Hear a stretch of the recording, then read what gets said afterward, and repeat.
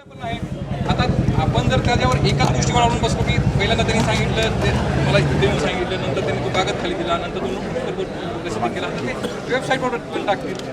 मग त्याला अडचण काय आहे? बरं, असं तर होऊ शकत नाही ना की एक गोष्ट समजा इथला काही इश्यू असेल, नांदेडचा काही इश्यू असेल, ठाण्याचा काही इश्यू असेल, 2-5 मिनिटात किंवा 1 तासामध्ये निर्णय होईल, असं तरी होऊ शकत नाही ना.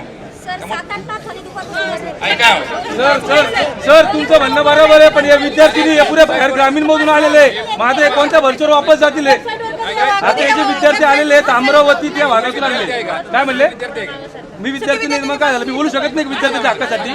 तुम्ही टाईट मध्ये बोलू नका. आम्ही बोलू शकत नाही का विद्यार्थ्यांच्या हक्कात? तुम्ही विद्यार्थी नव्हतात का कधी? माझं म्हणणं एवढंच आहे. ते सांगतोय मी विद्यार्थी होतो, याच प्रोसेस मधून आलेलो आहे. प्रत्येक गोष्टीला एक लिमिट्स असतात, त्याप्रमाणे आपण वागलो आणि त्याप्रमाणे राहिलं तर बरं राहील.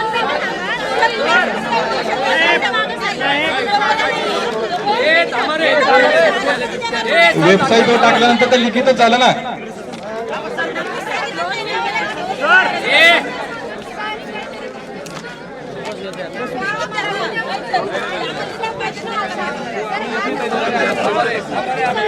लक्षात घ्या,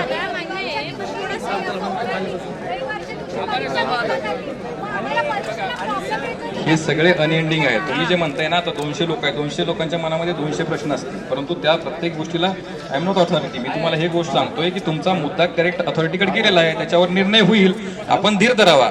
आपण जर असंच म्हणाल की म्हणजे त्याच्यात प्रत्येकाच्या मनामध्ये काहीतरी इश्यू आहे आणि तो रास्तही आहे, परंतु असं होत नाही की आपण जे म्हणतो त्याच वेळी त्याच टायमिंगला आणि त्याच गोष्टी होतील. काही गोष्टी प्रोटोकॉलमध्ये असतात. हा सिव्हिल ऍडमिनिस्ट्रेशनचा विषय नाही, हे ऑनरेबल हायकोर्टाची एक्झाम आहे.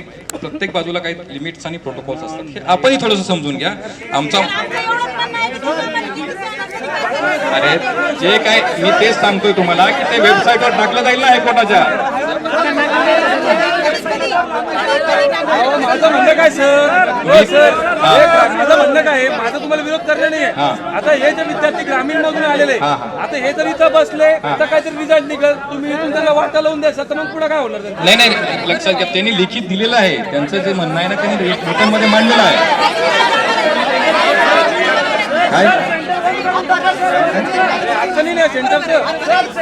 तो नाहीये तुमचा जो मुद्दा आहे, तुम्ही लिखित दिलेला ना वरती वेबसाईटवर टाकण्यात येईल ना, हायकोर्टाच्या वेबसाईटवर टाकण्यात येईल. आणि तुम्ही इथं बस, हे बघा, तुम्ही इथं बसण्यानं त्या गोष्टी होणार आहेत का? असं होणार नाही.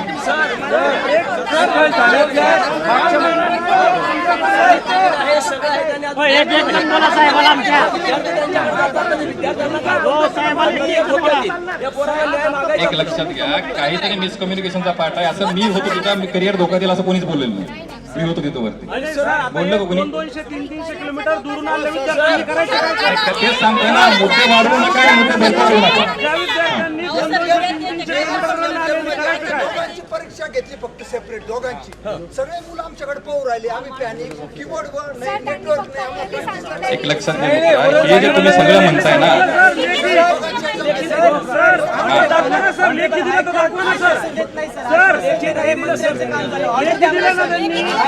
तेच सांगतोय, परंतु तुम्ही ऑर्डर आत्ता मागताय, आत्ता होणार नाही ऑर्डर. ते जे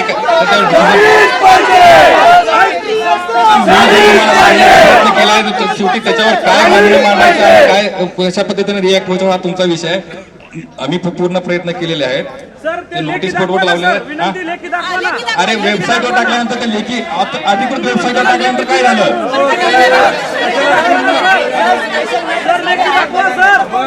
ठीक आहे, मला जेवढं तुम्हाला सांगता येईल तेवढं मी सांगण्याचा प्रयत्न केलेला आहे. शेवटी डिसिजन तुमचा आहे आणि माझी अपेक्षा अशी आहे की काय म्हणताय, कधीपर्यंत यायला मी काही हायकोर्टाची अथॉरिटी नाहीये, तेच सांगतोय ना मी तुम्हाला. तुम्ही समजून घ्या ना, मी तुम्हाला काहीतरी समजवण्याचा प्रयत्न करतो, त्याच्यामध्ये तुम्ही काहीतरी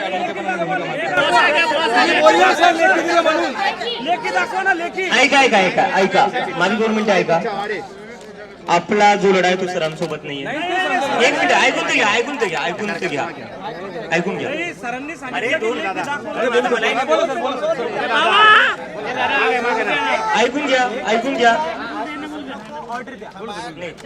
सर फक्त मेसेज पास करताय. सरी स्वतः काय म्हणतात, फायनल डिसिजन आहे तो तुमचा आहे, तर आपण ऐकून घेऊ. पण आपल्यासाठी जे बरोबर आहे ते आपल्याला ठरवावं लागणार आहे, तुम्हाला ठरवावं लागणार आहे. सरही तेच म्हणतायत. तर सरांशी तुम्ही आर्ग्युमेंट करू नका. सर फक्त मेसेज पास करतायत आणि मी तुम्हाला खरं सांगतोय, माझ्या दिल्लीच्या अनुभवावरनं सांगतोय, महाराष्ट्र पोलीस खूप चांगली आहे.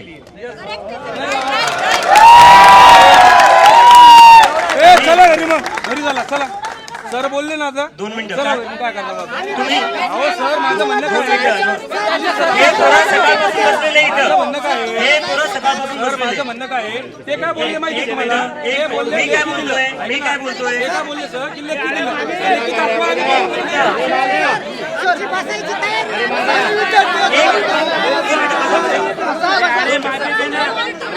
बसून घ्या. लेखी दाखवा ना. लेखी दिलं, लेखी दाखवा ना. ऐका सकाळपासून 1 मिनिट, सकाळपासून मुलं इथं बसलेले, हे बाहेरून येऊन गोंधळले चालणार इथं. सकाळपासून आंदोलन शांतपणे चालू आहे तुमचं आंदोलन. सगळे स्टुडंट्स इथं सकाळपासून लेखी दाखवा, आम्ही जातो. नाही. मग तुम्ही कोण म्हणजे बोलले नाही, स्टुडंट्स जे म्हणतील ते होईल. स्टुडंट्स जे म्हणतील बोलले नाही तुम्ही आता? स्टुडंट्स जे म्हणतील ते होईल. स्टुडंट्स जे म्हणतील ते होईल. बाहेरून येऊन गोंधळ घालू नये.